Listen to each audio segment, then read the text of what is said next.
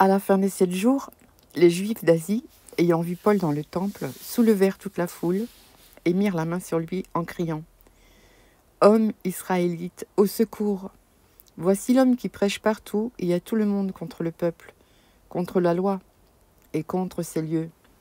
Il a même introduit des Grecs dans le temple et a profané ce saint lieu. » Car ils avaient vu auparavant Trophime d'Éphèse avec lui dans la ville, et ils croyaient que Paul l'avait fait entrer dans le temple. Toute la ville fut en émoi, et le peuple accourut de toutes parts. Ils se saisirent de Paul et le traînèrent hors du temple, dont les portes furent aussitôt fermées. Comme ils cherchaient à le tuer, le bruit vint aux tribuns de la cohorte que tout Jérusalem était dans la confusion. À l'instant, il prit des soldats et des centeniers et courut à eux. Voyant le tribun et les soldats, ils cessèrent de frapper Paul. Alors, le tribun s'approcha, se saisit de lui et le fit lier de 2 chaînes. Puis, il demanda qui il était et ce qu'il avait fait.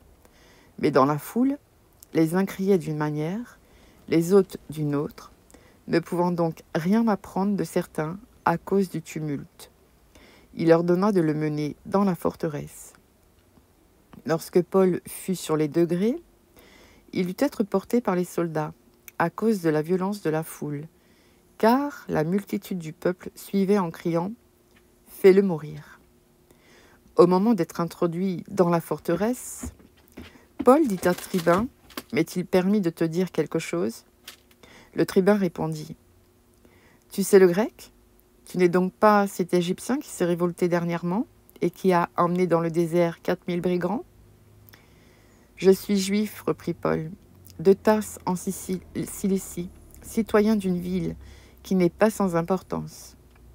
Permets-moi, je te prie, de parler au peuple. » Le tribun le lui ayant permis, Paul, debout sur les degrés, fit signe de la main au peuple.